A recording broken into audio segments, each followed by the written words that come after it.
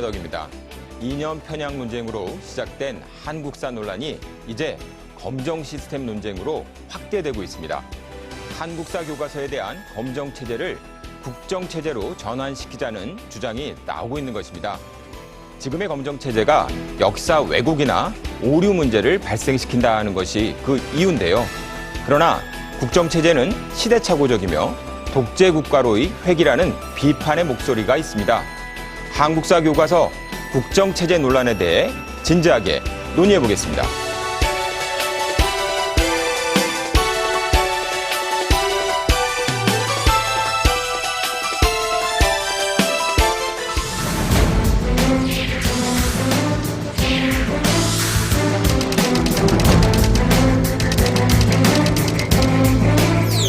한국사 교과서를 현재 검인정 체제에서 국정 체제로 전환시킬 필요가 있다는 주장이 제기되면서 한국사 교과서 논란이 새로운 국면을 맞고 있습니다. 국정 체제로의 전환을 주장하는 측에서는 이념 편향적이 아닌 올바른 역사 교육을 위해서 또 정권이 바뀔 때마다 발생하는 소모적 논쟁을 피하기 위해서도 현재 검인정 체제를 국정으로 바꾸는 것을 검토할 필요가 있다는 주장입니다. 최근 한국사가 수능 필수 과목이 되면서 이러한 주장은 더욱 힘을 받고 있습니다. 그러나 국정체제로의 전환을 역사 왜곡 의도라고 비판하는 목소리 또한 강력합니다. 시대착오적인 발상이며 독재 국가로의 획위라는 비판, 그리고 역사는 사실과 해석 두 가지를 가진 학문으로 해석의 다양성을 인정한다면 다양한 교과서가 나와야 한다는 것입니다.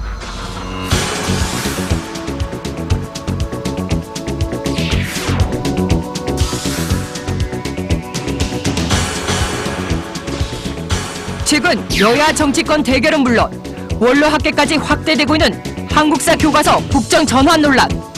과연 한국사 교과서를 국정 체제로 전환할 때 얻는 것과 잃는 것은 무엇이며 현행 검인정 제도의 문제점은 무엇인지 함께 점검해 봅니다. 네, 오늘 함께 말씀 나눠주실 분들 소개하겠습니다. 한국학중앙연구원의 권희영 교수님이십니다. 안녕하십니까. 안녕하세요.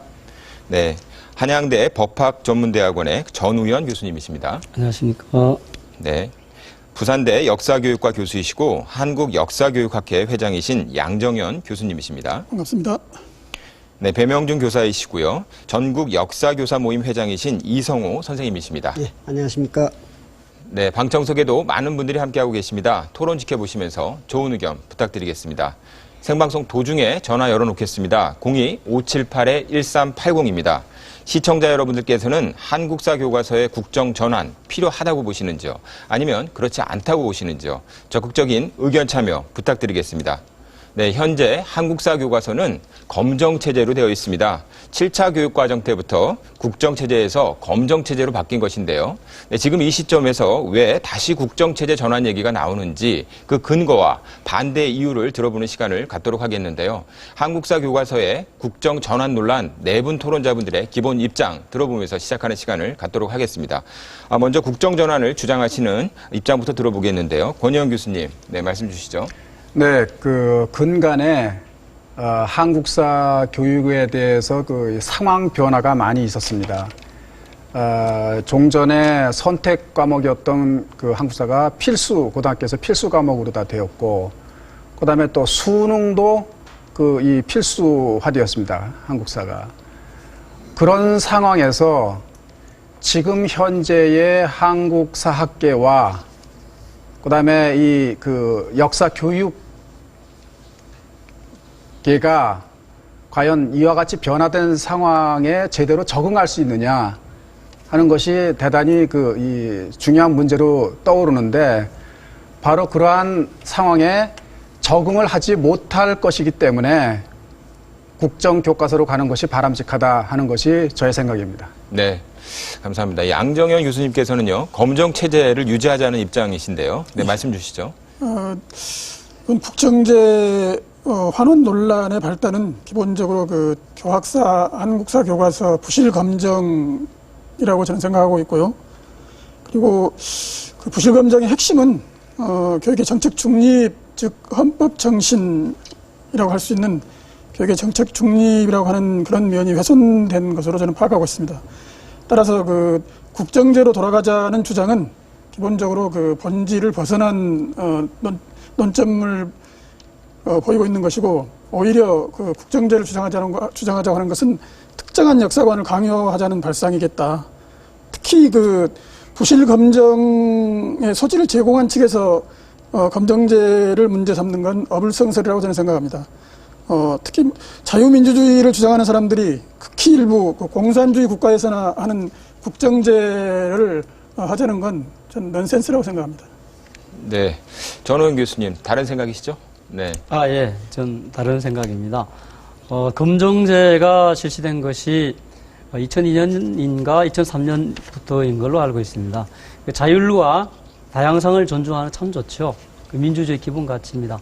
그러나 교육은 국민 형성에 굉장히 중요한 거거든요. 영토가 있고 또 주권이 있고 그 다음에 국민이 존재해야만이 국가가 성립하죠. 국민 형성을 하는데 대단히 중요한 게 또 교육입니다. 우리 청소년은 사실 교육을 밥처럼 우유처럼 먹고 자랍니다. 그래서 대학에서 학설을 주장하는 것과는 다른 것입니다. 그래서 우리가 검정제가 잘 유지가 됐다면 자율과 다양성, 우리 양정현 교수님 말씀처럼 잘 지켜졌다면 얼마나 좋겠습니까? 그러나 그렇지 않은 현상을 보니까 문제가 해결돼야 되겠다 이런 생각을 하게 됐죠. 잠깐 차트를 보여드리죠. 지금 객관적 사실과 헌법 정신이 일치하지 않는 교과서 서술의 예를 제가 잠깐 보여드리려고 가져왔는데요. 당장 이런 내용들이 지금 현행 교과서에 실려 있습니다. 미 군정에 대해서는 직접 통치를 했고 소련 군정을 간접 통치를 했다. 이것은 바로 북한에 대해서 상당히 우호적인 암시가 있죠. 그 다음에 토지격을 한번 볼까요? 4번에 토지격이 있죠. 북한의 토지격에 대해서 무상 분배했다고 하는데, 자, 이 부분에 대해 토지 소유권 설명을 사실은 소유권이 인정되지 않는 것임에도 불구하고 그렇게 했다고 해요. 그러니까 사실은 우리나라의 법상으로는 소유권이 인정되지 않는 거거든요. 관리 처분권이 없는 소유권이 소유권인가요? 이런 것을 고치라고 하면 검인정 체제에서 안 고칩니다. 어떻게 해야 되나요? 그런 것이 상당히 문제라고 생각이 되는 거죠. 네, 예. 감사합니다. 이성호 교수님. 네, 이성호 선생님. 네. 예. 하여튼 요즘 들어서 우리 사회가 어렵게 성취해왔던 여러 가지 성취들이 조금씩 허물어지는 거 아닌가, 또 과거로 자꾸 회귀하는 거 아닌가, 이런 우려를 하시는 분들이 많은데요. 저도 그런 생각이 좀 듭니다. 이게 설마 처음에 이 국정 얘기가 나왔을 때만 하더라도 설마 이 국정 전환이 이렇게 진지하게 받아들여질까 싶었는데, 이게 이렇게 진지하게 논의가 된다는 사실 자체가 저는 사실은 좀 서글프다는 생각이 좀 들고요. 우리 역사에서 이미 지난 70년대 유신 시절에 국정 국사 교과서가 교육의 수단이 아니라 어떤 정권 홍보의 수단으로 악용됐던 그런 아픈 기억이 있지 않습니까? 그런 시대로 돌아가고자 하는 것이 정말 우리가 앞으로 가야 할 방향인지, 여기에 대해서 근본적으로 회의를 할 수밖에 없고요. 역사교육이라는 게 어쨌든 과거의 어떤 것으로부터 현재를 살펴보고 그리고 미래를 전망할 수 있도록 스스로 생각하고 판단하고 역사인식을 갖게 하는 그런 과목인데, 어떤 특정한 하나의 사실을 역사 지식으로서 학생들에게 주입하려고 하는 그런 역사관에서부터 이런 주장이 나오는 게 아닌가, 그런 생각에서 굉장히 우려스럽게 생각하고 있습니다. 네, 그럼 먼저 지금 네 분 토론자분들께서 이 한국사 교과서 국정 전환의 이 필요성 여부에 대해서 지지하는 쪽과 그리고 문제점을 지적을 해주셨는데요. 권희영 교수님, 이 한국사는 사실 아까 말씀하신 것처럼요, 국정 체제에서 검정으로 바뀐 것인데 다시 국정으로 가자라고 말씀을 하셨습니다. 네. 시대착오적이다라는 이런 지적이 있는데요. 어떻게 생각하시는지? 자, 그것이 네. 시대착오적인지 아닌지를 한번 이제 점검을 해보죠. 그 한국 근현대사라고 하는 과목이 만들어지면서 그 다음서부터 그 근현대사가 이 검정제로다가 바뀌었습니다. 그리고 그것이 학교 현장에서 쓰이기 시작한 것은 2003년서부터죠. 그런데 지금 이 검인정 교과서가 사용된 지 10년이 넘었습니다. 그렇죠? 그런데 10년이 넘는 동안에 좌편향 교과서들이 거짓말하고 있는 내용이 전혀 바뀌어지지 않았습니다. 예컨대 그 가장 대표적인 예가 뭐냐면은, 대한민국이 한반도에서 유일한 합법정부라고 하는 사실은 그거는 유엔의 결의문에도 나타나 있고 헌법에도 표현되어 있고 지필 기준에도 나타나 있는 거예요. 그런데 좌편향 교과서들이 지난 10년 동안 그걸 가지고 거짓말을 했습니다. 그래가지고 남한에서만 정통성이 있다는 식으로다가 교과서에 서술해 놓고 올해 와서야 비로소 그것이 개정되는 그런 상황에 이르렀습니다. 이 얘기는 무슨 얘기냐?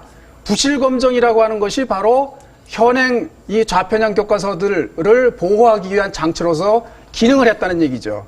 그렇다고 한다면 지금 현재 검정 시스템이 10년 동안 좌편향 교과서들이 이와 같이 사실 왜곡하고 하는 것을 그대로 방치해뒀는데 과연 어떤 역할을 할 수 있겠냐는 거죠. 그런 점에 있어서 이 수능 필수가 되고 그다음에 국사 필수가 된 이런 상황에서 그런 문제를 심각하게 한번 다시 생각해 봐야 된다는 얘기죠. 제가 네, 말씀해 주시죠. 양정현 교수님. 네. 차트 준비하셨는데요. 네. 권희영 교수님 이야기를 들으면 항상 뒤로 네. 좌편향 네, 바뀌었습니다. 말씀을 네. 하시는데 아, 맞습니까? 네, 네, 맞습니다. 죄송합니다. 네. 좌편향, 우편향을 누가 결정하느냐의 문제인데 제가 볼 때는 뭐 이쪽을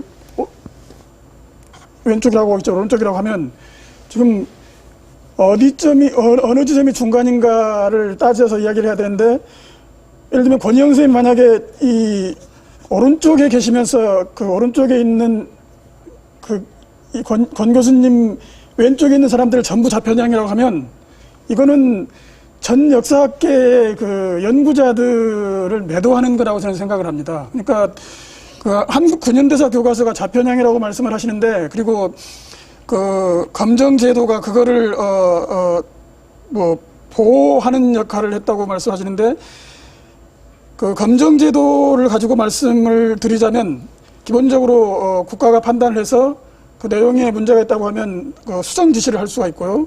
그리고 수정 지시를 받아들이지 않으면 검정을 취소를 할 수가 있습니다. 그러니까 그 좌편향 교과서가 계속 유지됐다고 하는 건 권 교수님 말씀이고 그거를 만약에 그 정말 문제가 있다고 하면 이명박 정부, 박근혜 정부 들어와서 그거는 취소를 했으면 되는 문제인 거죠. 근데 그거는 취소를 안 했다는 건 권 교수님 판단이 개인적인 판단이라는 거고 그 좌편향, 우편향의 판단이 대단히 그 극우적인 입장에서 자기의 그 왼편에 있는 사람들을 전부 좌편향으로 몰아가는 그런 그 편향적인 그런 판단을 하신 거라고 저는 생각합니다. 대한민국이 한반도의 유일한 합법 정부라고 하는 것을 부정하는 것이 좌편향 아니면 무슨 뭡니까? 그것도 권 선생님 말씀이신 거죠. 그러니까 지금 그 교과서 내용을 다 가지고 와서 이야기를 하기가 어렵지만 기본적으로 제가 볼 때 교과서 중에서 대한민국의 그 정통성을 부정한 교과서는 없다고 봅니다. 그리고 이미 그래요? 지난번에 천재하고 미래엔 저하고 토론했을 때 분명히 남한에서만 합법 정부라고 하는 사실을 얘기를 했었고 결국 그것이 틀렸다고 하는 것을 받아들여가지고 이번에 이 교과부 수정 지시를 갖다 따르겠다고 했습니다. 아니요, 근데 그 부분에 대해서는 한국 현대사 전공자분들께서 유엔 결의문의 해석에 있어서 그렇게 받아들여질 수 있는 부분도 있지만 한반도 그 효력이 발생하는 안에서만으로 한정지어서 해석할 수 있는 부분이 있다라는 그게 한국 얘기를 현대사 했던 전공자들의 거죠. 얘기가 아니고요. 그 오류의 시작은 리영희 선생한테서 있었습니다. 그분이 한국사 전공자 아니거든요. 아니 그럼 그분이 영어를 왜곡해가지고선 멋대로 해석을 한 거예요. 그것을 한국사 전공자들이 그대로 따라가지고 오류가 난 거를 왜곡된 거를 그대로 10년 동안 거짓말로다가 여태까지 교과서에 서술했던 겁니다. 네, 잠깐만 제가 좀 읽어보겠습니다. 지금 잠깐만 지금 이렇습니다. 정현 교수님. 대한민국은 네, 차트. 네. 38선 이남에서 정통성을 가진 유일한 합법 정부다 이렇게 서술하게 되면은 38선 이북에서는 다른 정권이 있다라는 걸 긍정하게 되고 암시하게 되죠. 이 부분이 북한에서 조선민주인민공화국이 성립한 것을 상당히 긍정적으로 보는 이론적 기초를 제공하는 게 돼요. 이 부분이 좌편향 아닌가요? 그 다음에 토지개혁 아까 잠깐 말씀드렸는데 북한의 토지개혁 이 부분은 이런 거예요. 지금 죽은 김일성한테 가서 절하고 오는 사람이 잘 됐냐 잘못됐냐 그것보다가요. 이것이 훨씬 더 심각한 본질적인 문제입니다. 북한 정권에 대해서 상당히 보세요. 토지개혁이 무상몰수, 무상분배해서 그 다음에 토지 소유권을 인정했다라고 하게 되면은 아 북한 정권이 굉장히 좋은 정권이구나 이런 암시를 줍니다. 이런 복선을 줘요 학생들한테. 그러면 이게 좌편향 아닌가요? 학생들은 아 북한 정권이 상당히 좋은 거네 이런 생각을 바로 하게 되죠. 아니, 그렇다면 네. 좌편향 아닌가요? 그런 교과서를 검정을 통과하게 한 정부는 그럼 좌편향인가요? 그러면 자, 보세요. 이명박 정부 안에서 그 검정 통과한 교과서 아닌가요? 자, 정부가 학자들의 풀을 동원해가지고선 검정을 맡기죠. 그런데 그 검정에 동원된 학자들의 풀이 좌편향이라고 하면 어떻게 되겠어요? 아, 그러면 자, 만약에- 그래서 바로 얘기하는 겁니다. 만약에 검정을 하는 학자들이 혹은 거기에 참여하는 교사들이 대한민국의 가치를 제대로 인정하는 사람들이 검증을 할 수 있다고 한다면 다행스럽겠는데 유감스럽게도 그렇지 못해가지고 대한민국의 헌법 가치를 어기는 그런 좌편향적인 서술들을 그대로 통과시킨다는 얘기입니다. 바로 이와 같이 문제가 있는 검정제도를 두고서 어떻게 수능 필수와 국사 필수화를 유지할 수 있겠어요? 그렇지 않겠어요? 그 검정 제도가 좌편향 교과서를 보호한다고 말씀을 하시니까 지금 다시 말씀을 드리는 건데, 예를 들면 이번에 그 한국사 교과서 검정을 가지고 말씀을 드려보겠습니다. 그러니까 교학사도 통과를 했고 나머지 7종도 통과를 했죠. 그리고 권 선생님은 계속 그 교학사를 제외한 나머지 7종은 전부 좌편향이라고 말씀을 하시는 거죠. 그리고 검정에 참여한 그 검정위원이든 아니면 뭐 검토위원이든 간에 죄다 좌편향이기 때문에 그 교과서들이 다 그 묵인하에 그 검정을 통과했다라고 말씀하시는 거잖아요, 지금. 근데 도대체 그 검정을 주관했던 게 이제 국사편찬위원회인데 국사편찬위원회를 너무 쉽게 보시는 것 같아요, 기본적으로. 무슨 말씀이시냐면 국사편찬위원회라고 하는 건 이미 오래된 역사를 가지고 있고 그 국정교과서 제도를 30년 동안 유지를 했던 기관이거든요. 그 교육부 산하고요. 그런 국사편찬위원회에서 교육과정을 정하고 그다음에 그 지필 기준을 정하고 그다음에 검정 기준에 맞춰서 검정을 했는데 거기에 참여한 사람들이 다 좌편향이라면 국사편찬위원회도 좌편향이고 그다음에 국사편찬위원회에서 그 위촉한 검정위원, 뭐 연구위원도 다 좌편향이고 그러면 나머지 좌편향이 아닌 사람은 권 교수님밖에 없나요? 거기에 대해서 제가 답을 드리죠. 자, 이 검정에 참여한 분들이든가 아니면 교과서를 집필한 분들이든가 그분들이 거의 대부분 자, 제가 지금 열거하는데 들어가는가 안 들어가는가 보세요. 한국역사연구회, 민족문제연구소, 그 다음에 역사문제연구소, 한국학연구소 등의 학술단체 및 연구단체, 그리고 더군다나 전국 역사교사 모임, 전교조, 이런 데에 포함되어 있는 분들이 다수죠. 아니죠. 아니야. 그거는 이번 이미 다 한국사- 조사가 되어 있습니다. 아, 무슨 말씀하십니까? 자, 그리고 이번- 자, 제가 제 말씀 조금 듣고 나서 이제 얼마든지 반론하세요. 그다음에 그러한 역사학회와 역사단체들이 소위 말하는 민중사학을 주장하죠. 그러면 민중사학이라고 하는 것이 좌편향이 아니라고 한다면 무엇이 좌편향이죠? 그 이번 한국사 교과서 검정위원들을 제가 한번 명단을 불러드릴까요? 이게 그 지금 선생님께서 말하는 학회 소속인가? 아니, 제가 지금- 말씀드린 거는 제가 교과서 집필자 이런 거 다 지금 포함한 겁니다. 아, 집필자는 관련이 없죠. 지금 문제는 검정제도의 문제거든요. 검정제도 교과서 집필자 저보다 다 포함해서 말씀드립니다. 아, 그거는 말이 안 되는 거죠. 그러니까 교과서 집필자는 어떤 사람이 그 교과서를 쓰던 건 상관없고 지금 검정을 통과한 게 문제고 검정제도가 문제라고 하면 지금 그 검정 심의에 참여한 사람이 지금 좌편향이라고 말씀하시는 거잖아요. 그러니까 교과서 집필자는 지금 나중 문제예요. 그리고 교과서 집필자가 좌편향이든 우편향이든 검정을 담당한 사람들이 이건 아니라고 그 탈락을 시키면 되는 거거든요. 근데 탈락을 안 시키고 지금 통과를 한 거거든요. 그리고 지금 말씀하신 대로 이번 한국사 교과서 검정위원들 7명이 있고 연구위원들이 있는데 제가 아는 바에 의하면 그 한여견이나 영문연에 속하는 사람들 거의 없습니다. 저는 실명으로 제가 거론하기 싫고요. 자, 해보세요. 그 명단 다 드릴게요. 봤어요. 없는 거를 다 없다고 하셔야지 명단 다, 되니까. 좋아요. 자, 이걸 내가 지금 말씀드립니다. 네. 한국역사연구회 연구 포함 거기에 소속된 인원이 700명이죠. 그러니까 지금 그렇게 주장을 해요. 말씀하시면 자, 그러면 한국사 그분들이 연구자들이 모두 잠깐만요. 좌편향이라고 얘기를 하시는 자, 거가 되는 거의 거죠. 말씀을 듣고 거의 말씀을 한국사 듣고 학자들 그다음에 교사들의 대부분이 좌편향이 아니다라고 주장하시고 싶은 것 같은데 그렇다고 한다면 자, 말씀 제가 질문 드립니다. 그러면 민중사학은 그러면 이미 구시대의 유물이다. 현재의 역사 연구자들과 역사 교사들은 민중사학은 이미 지나가 버린 걸로 낡은 것으로 더 이상 폐기된 것으로 간주하지 그걸 가지고선 더 이상 이 자기네들이 추구해야 될 어떤 가치를 생각하지 않는다 이 말씀이시죠? 우리 그거하고는 다른 문제가 시청자분들이나 아닐 잠깐만 거라고 생각합니다. 방청자분께서 잘 모르는 그 얘기를 좀 하신 것 같은데 저도 뭐 사실 잘 모르는 이야기가 나왔습니다. 검증 과정이 어떻게 됐냐? 제가 교과서 집필한 적도 없고 뭐 검수한 적도 없고 보지 못했습니다. 그런데 결과물을 한번 보자요. 제조 유통 과정은 못 봤지만 이런 생산물이 나왔습니다. 한번 보세요. 잠깐만요. 한번 보시죠. 제 말씀을 듣고 제 말씀 보고 그만하시죠, 이제. 보세요. 예? 잠깐만 보세요. 이런 그러니까 국군에 대한 하시는 모독한 거니까. 내용이 나오고요. 보세요. 6.25 전쟁 때 어떤 결과가 있었는가? 북한군이나 우리 국군이나 여러 가지 오해를 범했을 것 같습니다. 그런데 국군에 의한 학살만을 강조하게 되고 북한에 의한 잔혹한 인민재판이나 학살은 별로 부각하지 않고 이 사람들은 그 부분을 굉장히 축소하고 은폐하고 베트남전에 잠깐만 얘기 들어보세요. 베트남전에 가서 우리 국군이 거의 학살자인 것냐 모양이냐 이렇게 학습 묘사를 해요. 그때 당시에 베트공이 우리 국군을 습격을 해서 전사를 하게 하고 공격한 얘기는 별로 부각이 안 되고 있습니다.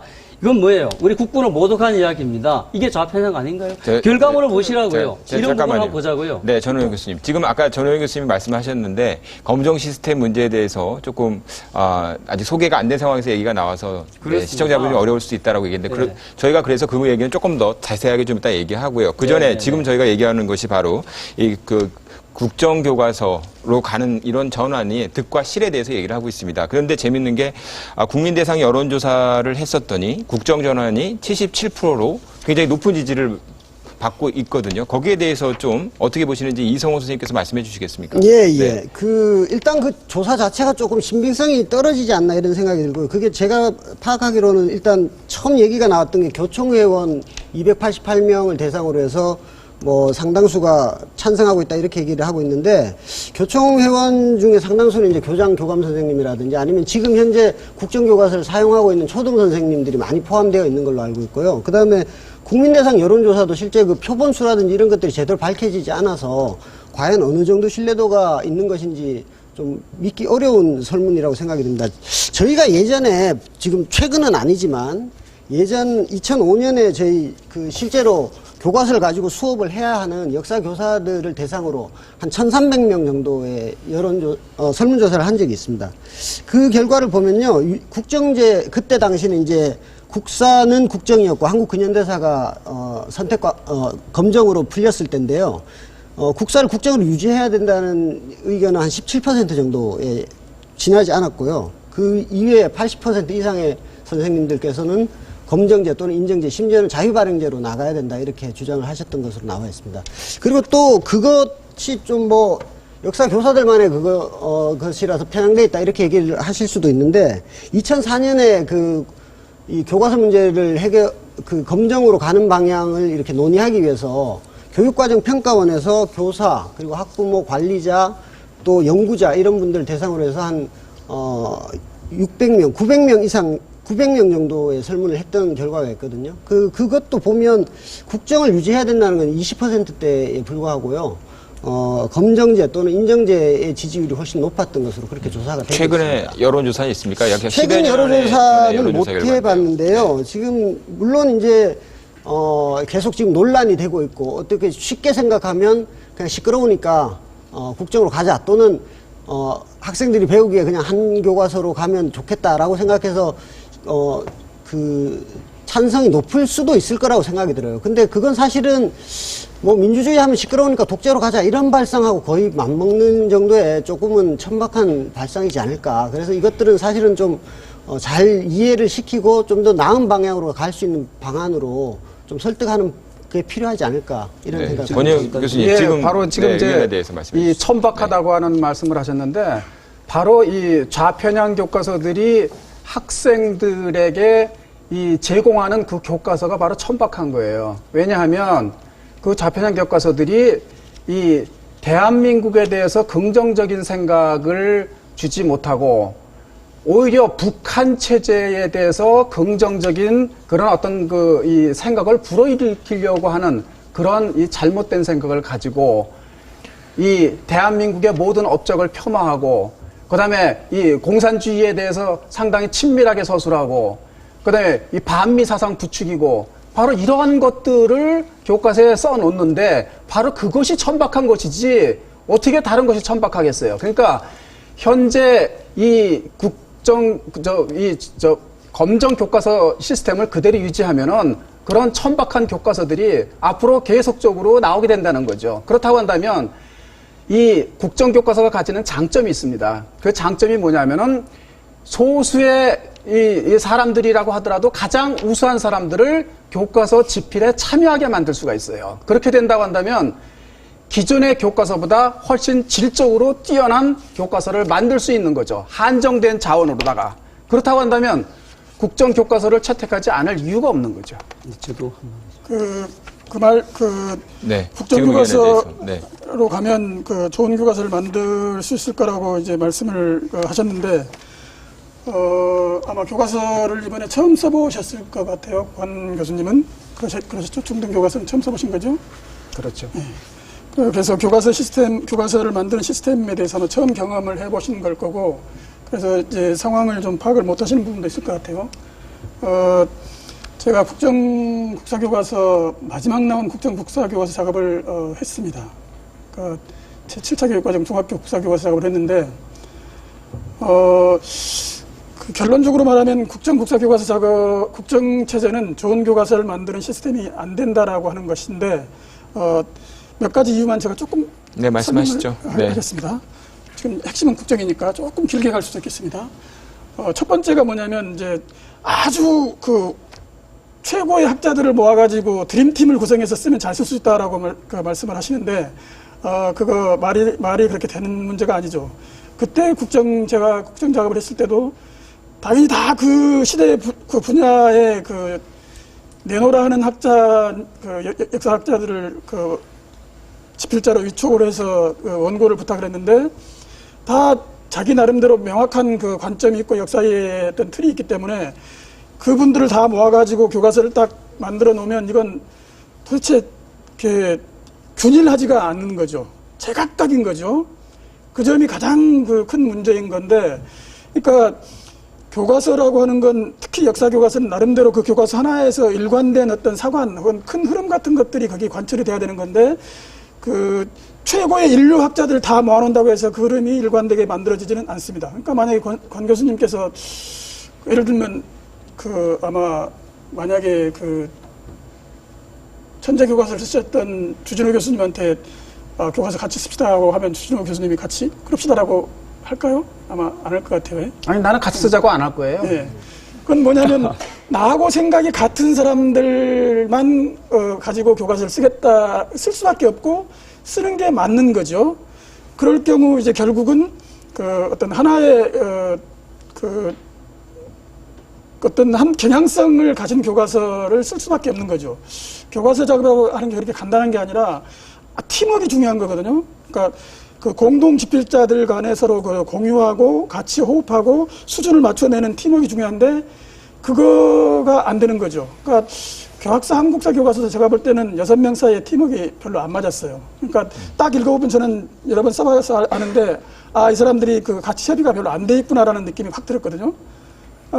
네, 양 교수님, 그러니까 일관된 사관을 만들어내기 어렵다 이런 말씀이신가요? 지금 권 교수님께서 최고의 학자들을 모아가지고 잘 쓰겠습니다라고 말씀을 하시니까 그러는 건데 이미 벌써 자기 생각과 다른 최고의 학자는 일단 배제가 되는 거잖아요. 같이 못해요. 그건 말이 되는 게 아니거든요. 그게. 그러니까 결국 자기 생각하고 같은 사람들만 모아서 교과서를 쓰겠다는 얘기인데 팀워크, 그다음에 일관된 관점이 필요한 거고 그다음에 교과서를 쓰기 전에 여러 가지 사전 연구나 공부나 토의가 필요한 거고 공동 교과서를 써서 계속 교차 검토를 해야 되고 그다음에 그거를 이제 다 쓴 다음에 학생들한테 읽혀가지고 얼마만큼 가독성 있는가도 확인해야 되는 거고 그 과정들을 아주 그 긴밀하게 팀업 작업을 해서 그 교과서를 써야 되는데 그 작업이 쉽지가 않은 거죠. 그럼 여기에 대해서 먼저 한번 의견 한번 지금 말씀하셨어요. 저도 한번 전 기회를 교수님 주시죠. 말씀해 주시죠. 네. 예, 저도 뭐 네 번째로 발언할 조금 기회를 이따 또 주셔서 말씀해 주시고요. 감사합니다. 네. 전 교수님 저도 먼저 얘기해 조금만 주시고요. 좀. 네. 예, 세 분 말씀 잘 들었고요. 지금 양정현 교수님 말씀을 들어보니 더욱더 이렇게 자기 생각의 차이에 따라서 다른 교과서가 생산될 수밖에 없겠구나 이 말씀 드렸잖아요. 그래서 더욱더 걱정하는 거죠. 저는 이제 법학을 전공해서 로스쿨에서 뭐 교재도 쓰고 그랬습니다. 그런데 그건 뭐 학자 나름대로 막 써요. 예, 학설상의 차이도 있고. 그러나 고등학생 또는 중학생에게 주는 교과서는 달라야 된다라고 생각하는 거죠. 왜 그러냐? 제가 모두에 처음에 말씀드렸는데 우리 청소년들이요. 그 밥처럼 우유처럼 교과서를 먹고 자라기 때문에 그렇습니다. 대학생은 어느 정도 판단 능력이 있죠. 이 학설, 저 학설을 골라서 뭐 비판하기도 하고 또 자기가 학설의 타당성을 선택할 수 있기도 하고 그렇습니다. 그러나 고등학생, 중학생 그렇지 않기 때문에 중요한 것입니다. 그리고 제가 말씀드린 것처럼 국민 형성의 기능을 하는 것이 교육이거든요. 그렇다면은 이것이 바람직한 가치관을 심어줘야 되고 그러면 국가가 어느 정도 책임을 지고 관여를 해야 된다고 봅니다. 자, 아버지가 아들한테 첫째 아들한테 갓난 아기를 좀 보라고 그랬더니 생후 2개월밖에 안 된 아기한테 거친 감자를 주거나 그 나물을 주거나 또 얼음을 주거나 하면 되겠습니까? 그래서 또 그렇게 하면 안 된다라고 고치라고 했는데 검민정을 수정하라고 했는데 또 이 처다들이 말을 안 듣습니다. 그럼 아버지가 개입을 해야 되는 거죠, 부모님이. 그와 같은 것이다. 교육은요, 우리 헌법상 교육권의 주체는 국가입니다. 대한민국입니다. 그것은 왜 그러냐? 국민으로 태어나서 교양과 지식을 가져야 살잖아요. 예, 이것은 로빈son 크루소처럼 외딴 섬에서 혼자 사는 것과 다른 겁니다. 낚시하는 법은 혼자서 로빈son 크루소 배우는 거지만 대한민국에서 태어나서 자라는 청소년은 그게 아니에요. 국가가 잘 키워서 길러야 되는 의무가 있는 거고 그렇게 잘 자라나야 대한민국이요. 민주정치를 할 수가 있습니다. 네. 이성호 그런 점에서 선생님께서는 학교 현장에 계시니까 또 주실 말씀 있으실 것 같습니다.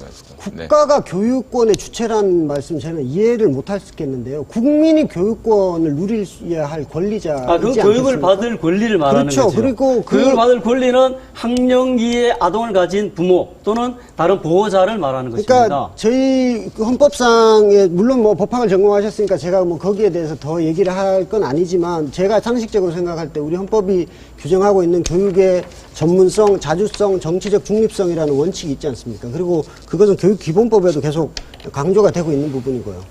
그런 것들을 생각하면 지금 그 교육의 전문성이라든지 또는 뭐 자주성 이런 부분들을 생각하면 그것이 학계에서 일반적으로 통용되는 학설 또는 학계가 인정하는 학설이 중심이 돼서 교과서가 쓰여져야 되는 것이고 특정한 이념적 편향이나 또는 특정한 종교적 편향이나 이런 것으로부터 벗어나야 된다는 게 그 취지 아니겠습니까?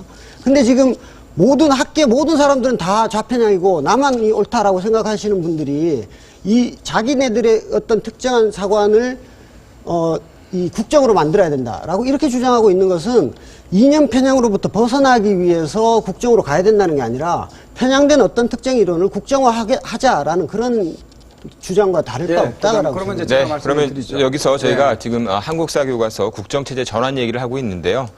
그동안 이 한국사 교과서 발행 제도가 어떻게 변화되었는지 그 발전 과정, 역사 과정을 한번 잠깐 살펴보고요.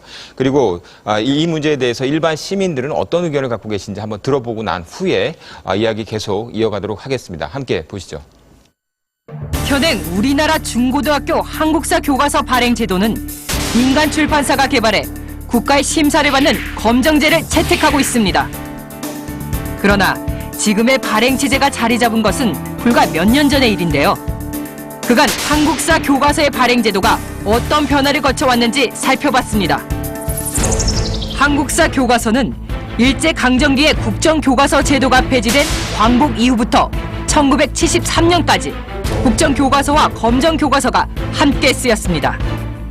이런 병용 체제는 1974년에 큰 변화를 겪게 되는데요. 박정희 정부가 당시 각각 11종이던 중고등학교 한국사 교과서를 단일 국정교과서 체제로 바꾼 것입니다. 일관성 있는 교육을 통해 주체적 민족사관을 확립하겠다는 것이 한국사 교과서 국정화의 주요 목적이었습니다. 그러나 1980년대 중반 이후 민주화가 진전되면서 국정체제가 위기를 맞기도 했는데요.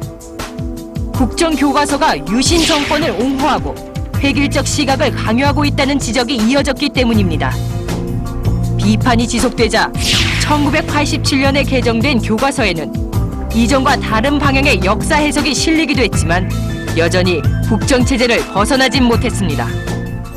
국정체제가 검정체제로 전환되기 시작한 것은 제7차 교육과정이 시작된 2000년대 이후부터입니다.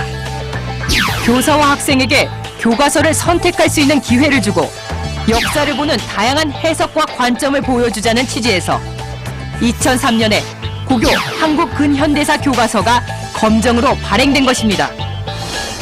한국사 교과서의 검정체제 전환은 2007년 개정 교육과정과 2009년 개정 교육과정을 거치면서 더욱 확대됐습니다.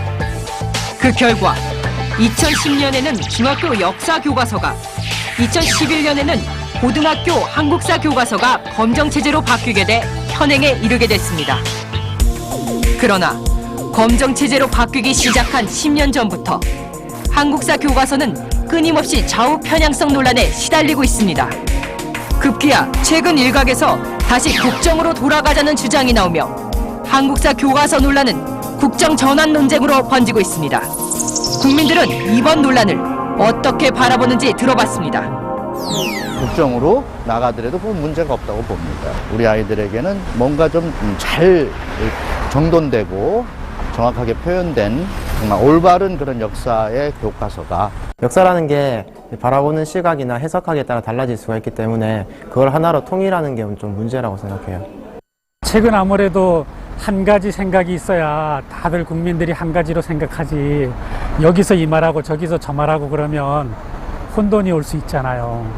정부가 자기 입맛대로 역사를 만들고 왜곡할 가능성이 있기 때문에 한 곳에서는 뭐 소위 말하는 이제 좌편향이다, 한쪽에서는 우편향이다 얘기가 나오니까 국가 쪽에서 이제 맡아서 하나의 그 역사 교과서를 제작하는 건 일단은 제가 봤을 때는 옳다고 봐요. 인위적으로 국정이라는 방식을 채택하는 것에는 반대합니다.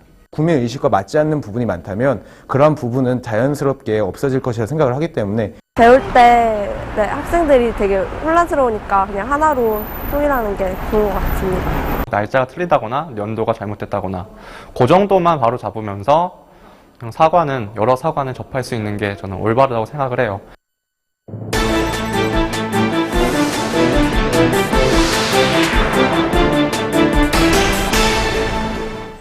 네, 한국사 교과서 발행제도의 변청 과정을 알아봤는데요. 여기서 도표로 다시 간단하게 정리를 한번 해드리겠습니다. 네, 역사 교과서 발행제도의 변청 과정입니다. 2차 교육 과정에서는요, 역사 관련 전 과목이 검정제도로 발행이 되었습니다. 74년도부터요. 네, 중학국사 그리고 고등국사가 국정으로 발행돼서 계속돼 이어져 오다가요. 7차 교육과정에서 한국 근현대사 과목이 생기면서 검정제도로 발행이 되었습니다. 그리고 2007년도부터 중학교 관련 역사 전 과목들이 검정제로 발행이 되어서 오늘에 이르고 있습니다. 그런데 저희가 지금 이런 그 역사 교과서 변청 과정을 살펴보면서 다시 국정 전환 얘기가 나온 것이 현재의 검정제에 뭔가 문제가 있지 않냐라는 이런 얘기입니다. 그래서 먼저 양정현 교수님, 현재 검정 절차가 어떤지 좀 간략하게 좀 소개를 한번 해주시겠습니까? 네. 논점만 간략하게 말씀을 드리겠는데. 네. 차트 준비하셨습니다. 네, 차트를 좀 보실까요? 검정 절차는 대략 그 검정 실시 공고가 나가면 이제 그 집필자나 발행자의 이름으로 검정 신청을 하게 되고, 그거야 뭐 그냥 그 행정 절차니까. 그 본격적인 검정은 이제 그 크게 두 단계로 나눠지는데요. 기초조사하고 본심사로 나눠집니다. 그러니까 기초조사는 내용 오류나 표기, 표현 오류 등을 잡아내는 건데, 그러니까 이번 한국사 교과서 검정의 경우, 특히 뭐 교학사 교과서가 대표적인 경우가 될 텐데, 이 기초조사 자체도 벌써 이미 제대로 안 됐다는 이야기인 거죠.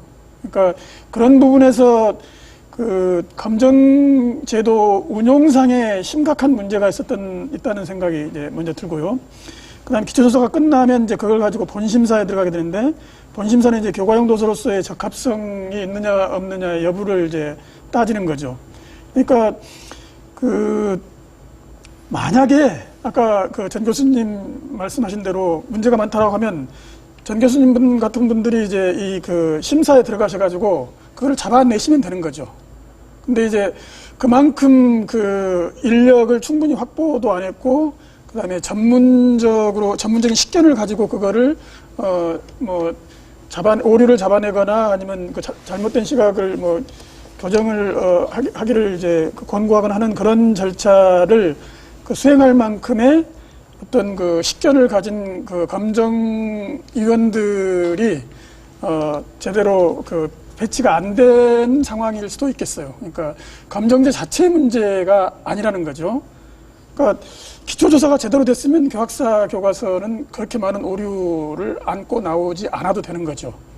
네. 그리고 본심사가 제대로 됐으면은 좌편향 7조 교과서는 나올 수가 없는 거고요. 그러면 이제 그렇죠? 교학사 한 것만 이제 그 유통이 되는 것이고, 그러면 이제 국정제나 거의 똑같게 되겠죠. 그게 가장 바람직하다고 생각을 해요. 그래서 그렇게 주장을 하면 우리는 이제 교학사의 내용과 같은 그렇게 많이 문제점이 지적된 그 교학사 교과서 한 권으로 이제 공부를 하게 되는 건데, 아마 두 분께서 이제 국정제로 가자고 하는 건 교학사스러운 교과서만 가지고 공부를 하도록 했으면 좋겠다라고 하는 강력한 어떤 희망과 의지의 표현인 것 같아요. 여기서요, 문제는 그런 뭐냐면요. 문제는 아니고요. 자, 미국 옛날에 대선할 때 한마디로 다 문제는 바보야, 문제는 경제다라고 얘기한 게 히트를 쳤었죠. 이 상황에서 저는 이렇게 얘기하고 싶어요. 문제는 민중사관이에요.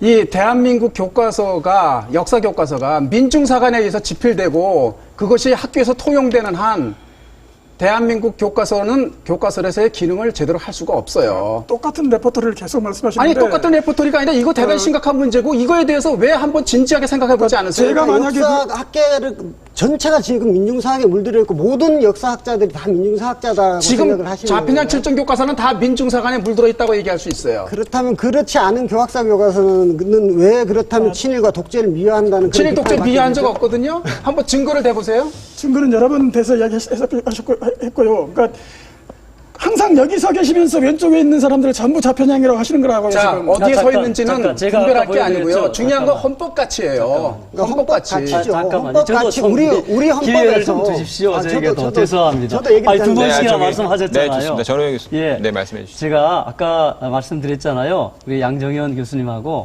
그 이성호 교수님께 말씀드렸는데, 그 분명히 대한민국을 그 정당성을 의심하게 하는 복선을 깔았다라는 말씀드렸죠. 저도 한때 잠깐만 이제 그 말씀 끝나고 운동권 할 때 선배들이 그래요. 대한민국에 대해서는 상당히 부정적인 시각을 말씀을 하십니다. 그래서 그럼 북한은 어떠냐 이렇게 운동권 선배한테 물어봤죠. 그 아무 말도 안 해요. 그럴 때 저는 어떻게 생각하느냐? 아, 북한은 좋은 체제인가 보다. 이렇게 암시를 하는 거예요, 선배는. 바로 아까 제가 차트에서 보여드린 그 내용은 고등학교 학생들한테 아, 북한은 상당히 좋은 체제인가 보다.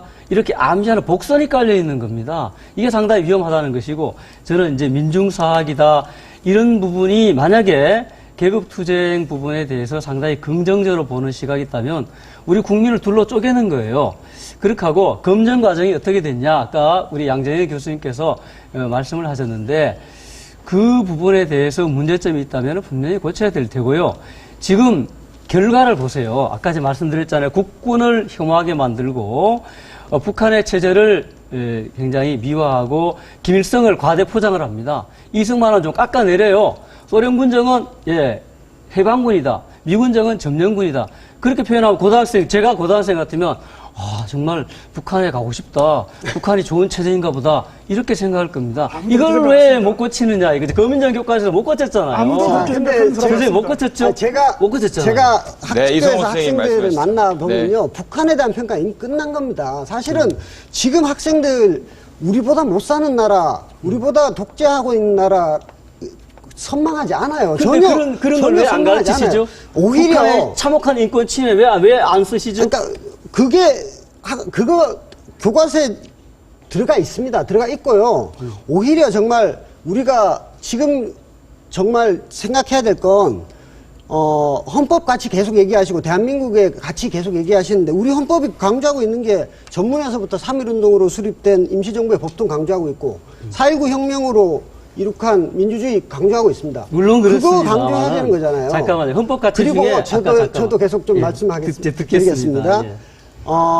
국가는 무오류의 존재가 아니에요. 국가라는 게 어떤 독재를 했을 때도 있고, 그다음에 그렇죠. 국민들을 괴롭혔을 때도 있습니다. 예, 그런 예, 상황에 대해서 그것을 다 예. 미화하고 넘어가자는 건 그건 아닌 거잖아요. 선생님 알겠습니다. 일본 극우 세력들이 그렇게 얘기하는 거거든요. 잠깐만. 우리가 범한 어떤 오류라든지 잘못을 짚어서 앞으로 그렇게 되지 않도록 하는 거, 그게 잠깐만. 알겠습니다. 그럼 잠깐만요. 저희가 지금 이 교과서 검정 시스템에 문제점이 없냐라는 걸 지금 얘기를 하고 있거든요. 아까 검정 절차에 대해서 말씀을 해주셨는데 이 양측이 교과서가 지금 문제가 있다고 조금 얘기를 하고 계시는데 궁금한 게 검정 절차에 문제가 있는지 아니면 검정 제도 방법 자체가 없어져야 하는 건지 거기에 대해서 조금 더 논의를 좀 해주셨으면 그러니까 좋겠습니다. 제가 거기서 네. 말씀드리면요. 네. 일단은 검정이라고 하는 것은 국민의 교과서를 만들기 위해서 검정을 하는 거 아니겠습니까? 중요한 거는 교과서라고 하는 것은 이 국민들을 말하자면 아직 이 청소년들을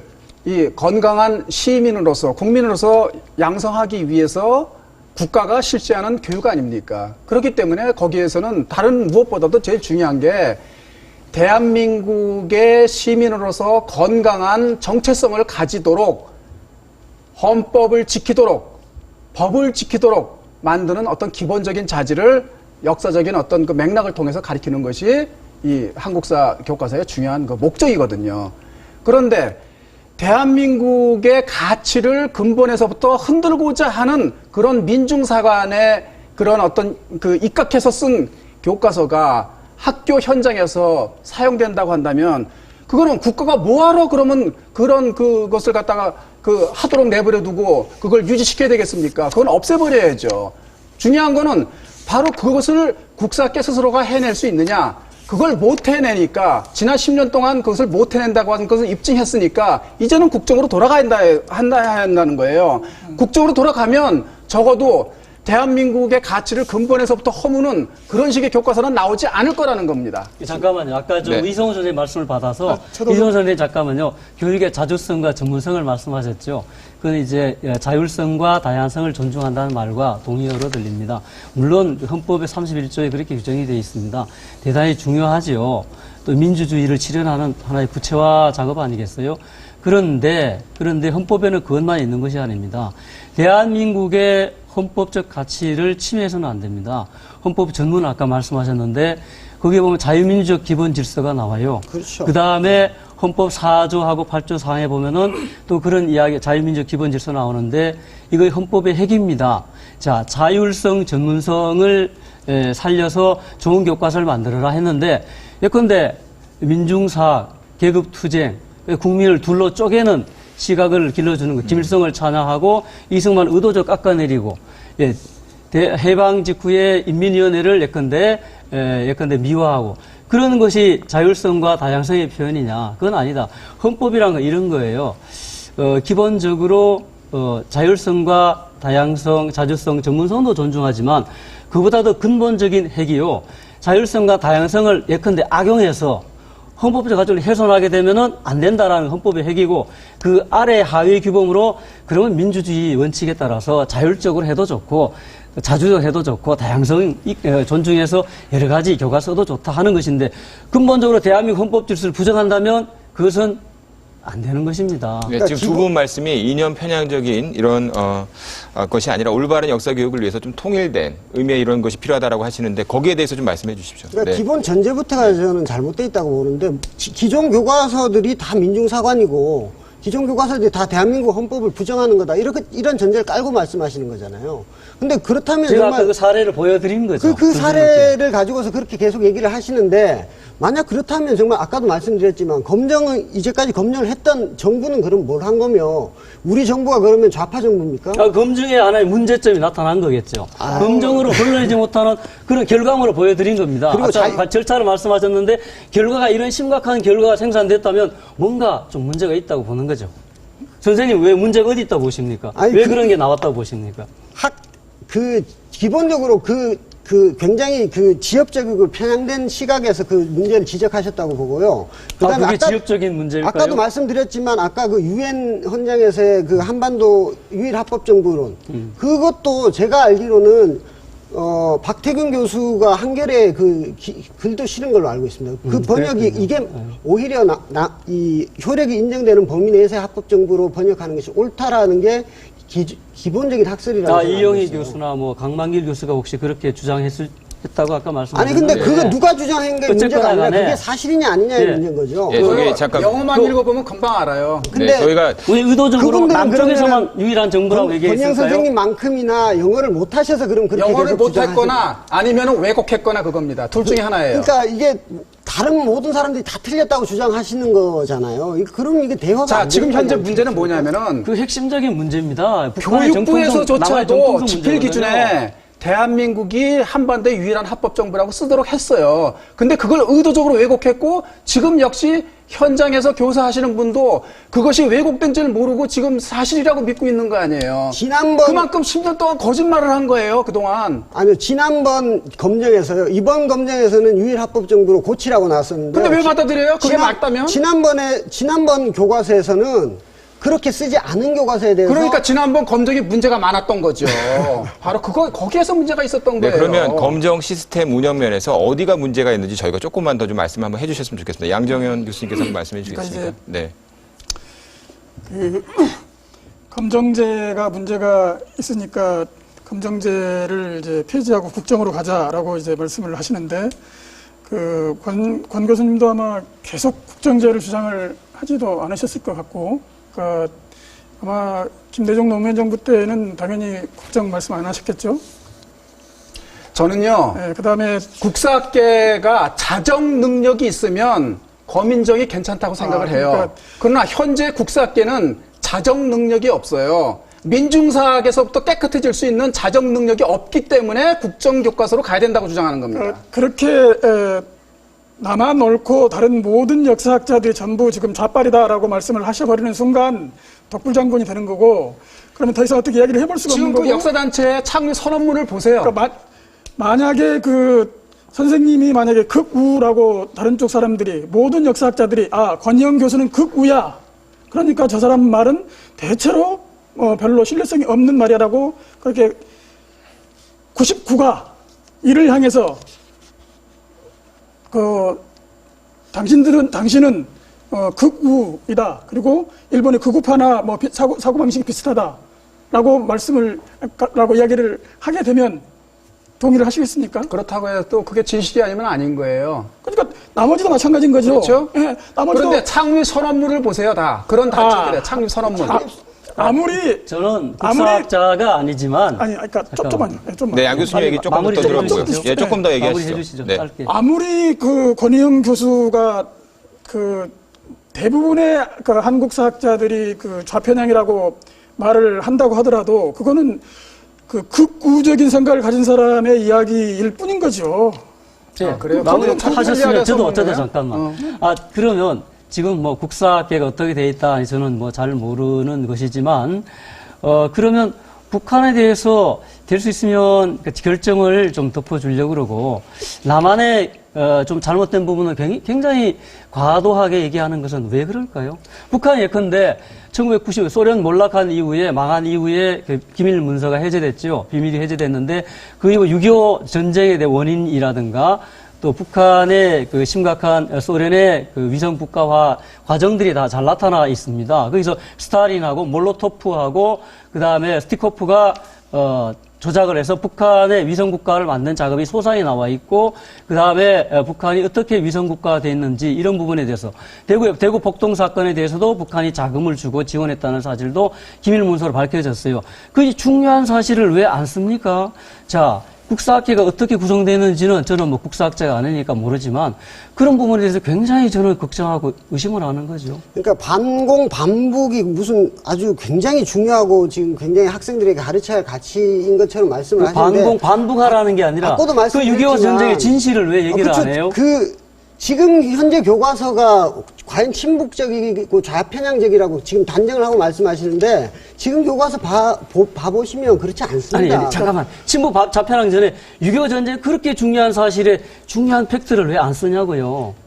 그러니까 어떤 부분이 중요하다고 생각하시는 거예요? 예. 지금? 6.25 전쟁이 분명히 김일성이 주도해서 스탈린하고 몰로토프하고 그 다음에 스티코프가 여러 가지 공모를 하고 소련이 조직적으로 지원을 하고 북한 정권 수립 과정에서 간접 통치가 아니라 모든 것을 계획한 스케줄 하에서 북한을 김일성을 하나의 허수아비로 내세워서 통치했다라는 그 중요한 사실을 왜 안 씁니까? 그 중요한 사실은 교학사 교과서에도 그만큼은 못 씁니다. 그거는 교과서가 가지고 길게 있는 안 쓰더라 짧게라도 짧게는 써주셔야죠. 다 쓰져 있어요. 왜? 다 북한이 침략해왔다는 걸 분명히 쓰고 있고요. 북한 정권 과정, 수립 과정에서 그 소련이 간접 통치했지만 사실상 그 굉장히 그 스케줄을 잘 짜서 교묘하게 교도했다는 걸 왜 안 쓰냐고요? 교과서 분량은 한계가 있고요. 물론 그다음에 이제 그렇습니다. 사회교과서에서 이야기할 부분이 있고 윤리도덕교과서에서 이야기할 부분이 있고 역사교과서에서 이야기할 부분이 있고요. 그 판단은 그 교육과정에서 일정하게 하고 그다음에 이제 교과서 집필자들이 그 나름대로 판단해서 쓰는데 그러니까 왜 어떤 사실은 왜 안 들어가 있느냐에 대한 판단을 그렇게 뭐 이렇게 그 일률적으로 이야기할 수 있는 부분은 아닌 거죠. 그런데 그 본인은 부분은 핵심적인 내용이거든요. 북한 정권의 성립 과정과 6.25 전쟁 발발 원인은 아주 중요한 우리 역사의 핵심적인 부분 아니겠어요? 본인은 그게 핵심적이라고 생각하는 거지만 뭐 교육과정상에 그다음에 학생들의 역사 이해를 통해서 그 부분이 그렇게 그렇게 자세하게 들어가는 게 오히려 전체적인 역사 흐름을 방해하거나 혹시 그 학생들 하여금 너무 깊은 내용의 수준까지 접하게 하는 문제가 있다고 하면 그건 일정하게 옆으로 좀 제껴놓을 수도 있는 거죠. 그런데 북한 체제 성립 과정에서 소련군의 역할, 미군의 역할을 비교시키면서 아니 잠깐만요. 그 부분을 미화시킬 가능성이 있는 것이고 북한 경제 체제라든가 북한의 정치 체제에 대해서 상당히 우호적인 시각이 있다라는 것을 왜 수정하지 않느냐 이거죠. 그것도 우호적인 시각이 없다니까요. 그 우호적인 시각 아까 제가 보여드렸잖아요. 그 북한에 대해서 우호적으로 생각하도록 암시하는 복선이 너무너무 많이 깔려 있어요. 아까도 말씀드렸지만 우리 학생들에게 북한은 이미 지금 상대의 대상이 아니에요. 근데 왜 자꾸 북한 얘기를 계속 꺼내가지고 저희가 그러면 잠깐만요. 저기 그 내용적인 문제, 한국사 교과서에 들어있는 내용적인 문제는 차후에 다루고요. 저희가 검정 시스템 문제로 다시 돌아와서 좀 얘기를 한번 해봤으면 좋겠습니다. 권희영 교수님께서는 현재 검정 시스템이 이게 적절하지 않다라는 겁니다. 근데 지금 어떻게 보십니까? 검정 시스템 운영 개선하면 여러 가지 지금 뭐 나오고 있는 역사 교육의 부실 문제 이런 것도 해결될 수 있다라고 그러니까 보시는죠. 아까 권 교수님 말씀하신 대로 그 검정 절차가 제대로 진행됐으면 교학사 한 권만 남고 다 떨어져야 될 것이라고 이제 말씀을 하시잖아요. 근데 정반대겠죠. 검정 절차가 제대로 됐으면 교학사가 떨어지고 나머지 7종 교과서가 나름대로 좀 이렇게 일정하게 좀 약간씩 다른 그런 모습들을 보이면서 이제 통용이 됐을 텐데 가장 문제가 많은 교학사 교과서를 가지고서 그 검정제도가 문제가 있다고 하면 이건 말이 안 되는 거죠. 어떤 면에서 문제가 있다고?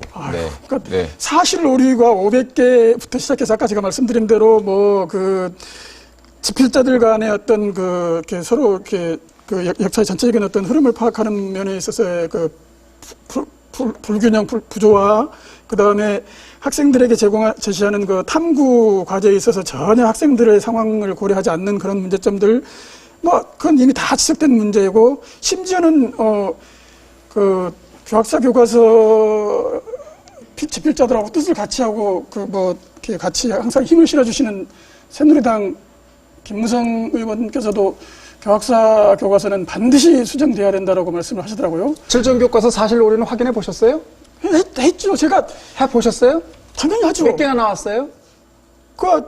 지금 7종을 다 이미 어떤 식이냐면 교육부에서 재수정 권고 항목을 내보낸 거 받으셨죠? 받았죠. 네. 그리고 다른 7종 교과서의 수정 항목들은 아주 세세하고 소소한 것들인데 교학사 교과서는 250여 개 항목인데 아주 중요한 것들만 대충 뽑아서 250여 개. 내가 천재교육 8페이지 봤는데 15개 오류를 그건 옛날 말씀하신 거고 이미 재수정을 해야 되겠다 하는 사람들한테는 그건 안 걸렸고요.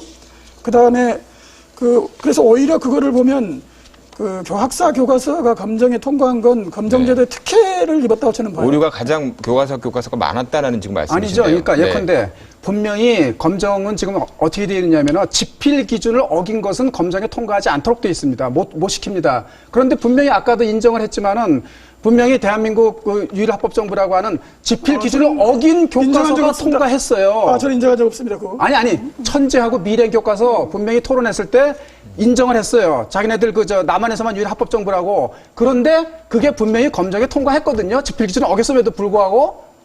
바로 그게 검정의 가장 큰 허점이라는 거예요, 지금. 어떻든 만약에 검정 제도가 제대로 작동이 됐으면 그 교학사 교과서는 기초조사 단계에서 탈락이 됐을 겁니다. 아마 그렇게 된다고 한다면은 8종 전부 다 탈락됐다고 얘기하는 것이 옳을 거예요. 왜냐하면 다른 교과서에도 전부 다 사실 오류가 평균적으로 통계적으로 말해서 600개에서 700개 나오니까. 그건 이제 권 교수님 확인해 보지 않으셨죠?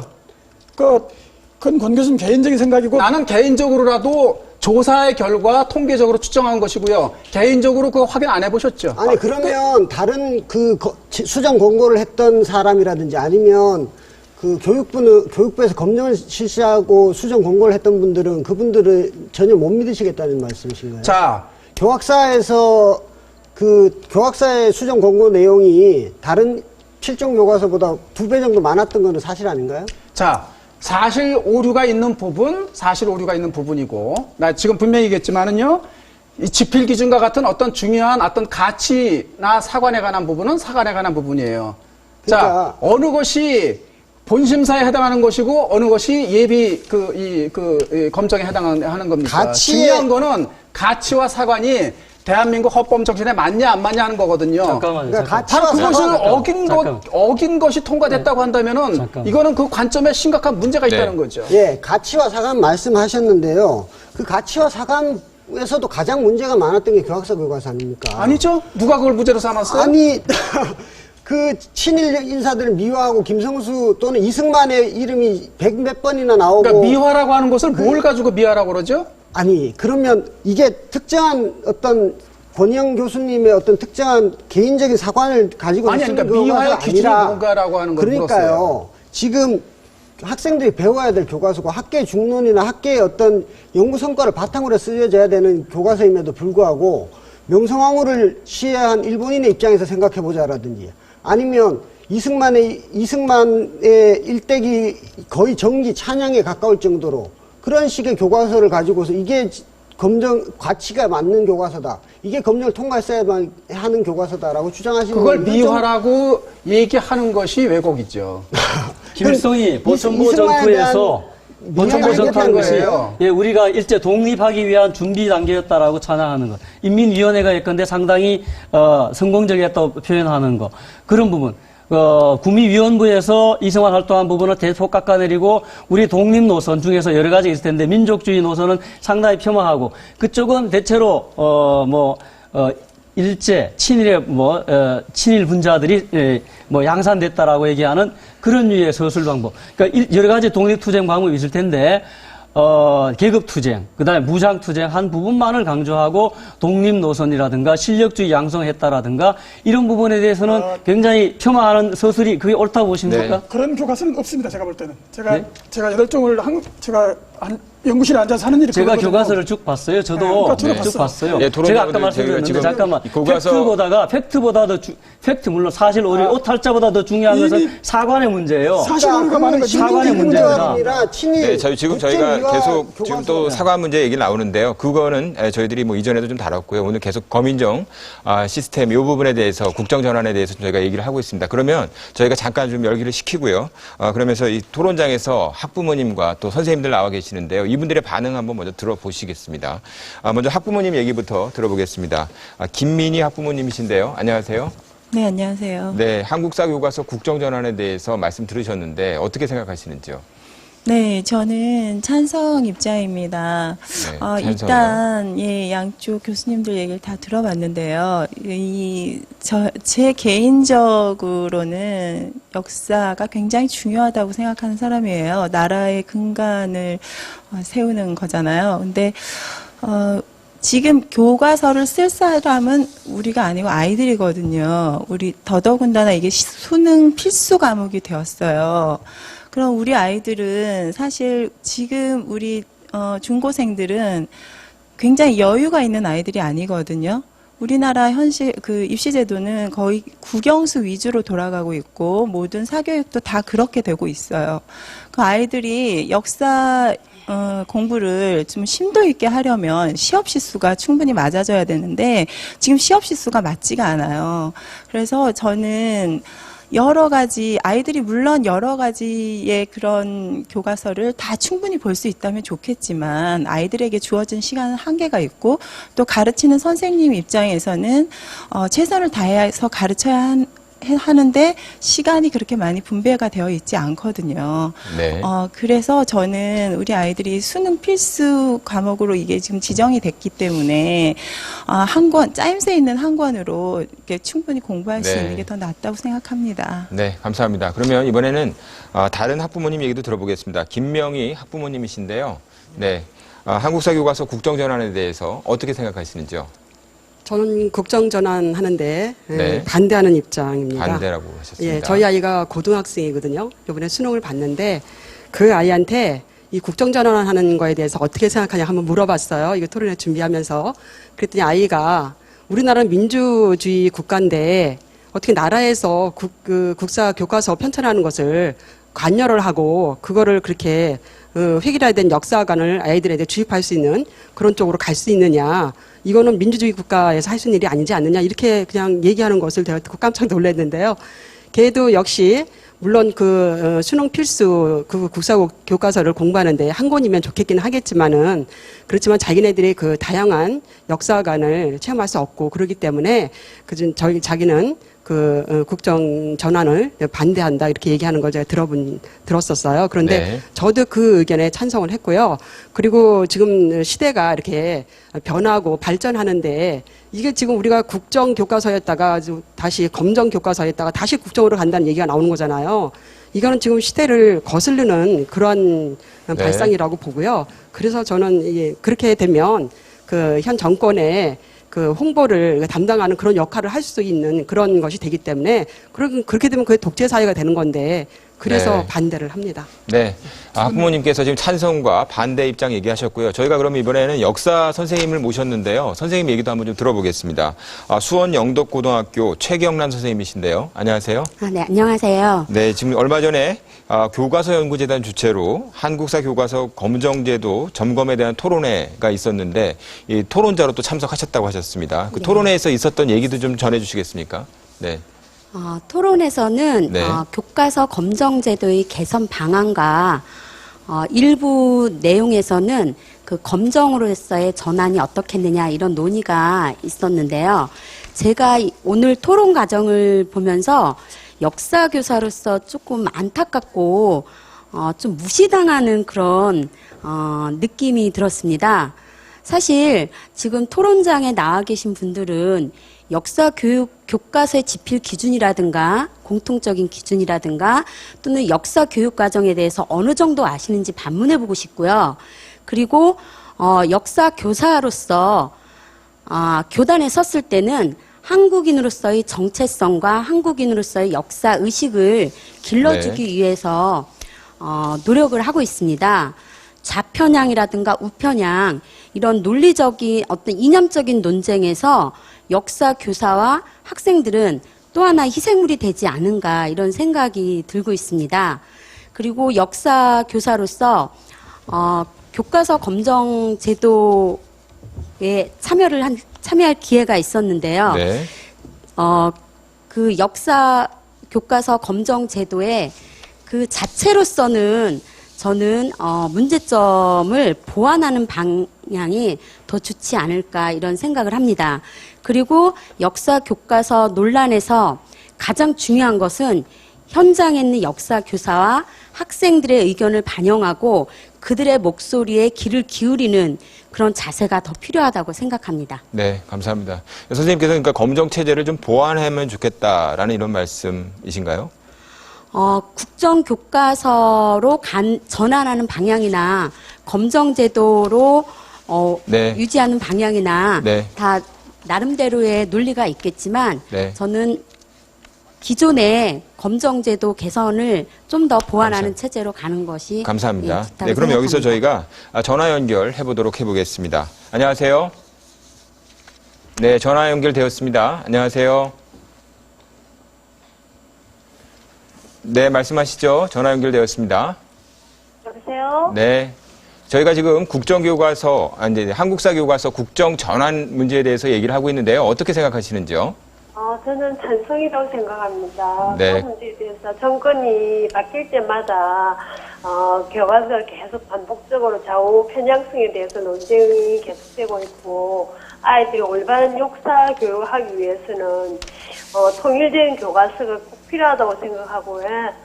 한국사가 수능 필수 과목이 된 시점에서 내용이 각각 다 다른 교과서들도 아이들이 다 볼 수 없는 상황이고 학생들의 혼란이 더욱 가중될 거라고 생각되어서 네. 이런 국정 체제로 꼭 전환되었으면 좋겠다고 생각합니다. 네, 찬성에 말씀해 주셨고요. 네. 다른 전화, 네, 감사합니다. 네, 다른 전화 한번 연결해 보겠습니다. 네, 안녕하세요. 네, 전화 연결되어 있습니다. 네, 안녕하십니까. 네, 한국사 교과서 국정 전환에 대해서 어떻게 생각하시는지요? 네, 말씀하시죠. 저는 개인적으로 국정제에 대해서 반대하는 입장을 취하고 있는데요. 네, 반대 말씀이십니다. 네, 말씀해 주시죠. 우리나라에서 국정제는 3차에서 7차에 이르는 교육과정기 동안 계속적으로 지켜져 왔었는데 네. 3차에서 6차 교육과정까지 지속되었던 비판이나 문제점들이 지금도 그대로 재현되는 느낌이 듭니다. 네. 예컨대 사실과 역사적 사실의 구분이 이루어지지 않고 있고 네, 계속. 역사 해석이 비판적으로 수용될 수 있다는 것이나 네. 지나치게 민족적 주체의식이 강조된다는 것은 다분히 정치적 측면의 논리가 강하다고 봅니다. 네. 또 집권하고자 하는 집권자들의 정당성이라든가 정권의 정통성을 지나치게 강조할 수 있다는 일종의 홍보물로 전락할 수 있는 우려가 있기 때문에 네. 현 시점에서의 국정제도의 전환은 다소 부적절하다고 판단이 네, 되었습니다. 감사합니다. 네, 지금 시간 제한상 말씀 들었습니다. 찬성과 반대의 말씀 들었는데요. 마지막으로 저희가 이 국정 전환에 대한 이 논란에 대해서 한국사 교과서의 이런 어떤 방향에 대해서 좀 한번 말씀을 좀 들어봤으면 좋겠습니다. 시간 제한상 마무리 발언으로 하겠습니다. 1분 정도씩 말씀을 좀 해주셨으면 좋겠습니다. 먼저 전우현 교수님 말씀해 주시겠습니까? 네. 예. 그 토지 소유에 대해서 북한의 토지 소유 제도를 상당히 긍정적으로 본 표현에 대해서 저는 굉장히 깜짝 놀랐습니다. 우리 법률상으로, 민법상으로는 그런 농민 소유, 노동 농민적 소유라는 것은 없어요. 그런 것은 관리 처분권이 없는 소유권을 그것을 북한에서 소유권을 줬다라고 얘기하는 깜짝 놀랐습니다. 그런 교과서는 북한에서 써야 되는 교과서입니다. 그리고 저는 좀 말씀드리고 싶은 게 제가 교과서를 다 봤어요. 봤는데 너무 계급적인 시각에서 보고 있어요. 이런 부분은 잘못됐다. 만약에 좌파 민중사학자들은요, 만약 성공하려면은 북한이라는 변종을 넘어야 됩니다. 네. 또 한 벽은 대한민국의 자유와 생명을 갈구하는 정말 5천만들이 정말 고통받고 있어요. 이 자유와 생명을 갈구하는 이 벽을 또한 넘어야 됩니다. 네, 감사합니다. 네, 이성호 선생님.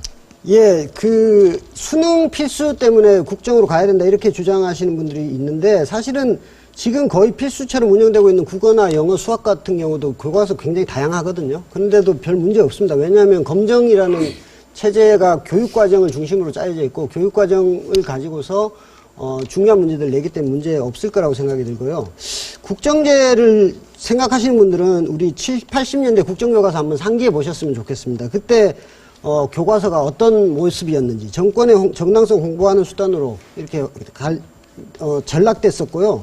그때 뭐 민족 국가 강조하고 뭐 정권 잘못 감추고 철저하게 반공 반복 가르쳤는데 그 결과 네. 어땠습니까? 그렇게 배운 학생들 80년대 대학에서 가장 급진적이고 가장 좌경적인 학생운동 세대가 됐거든요.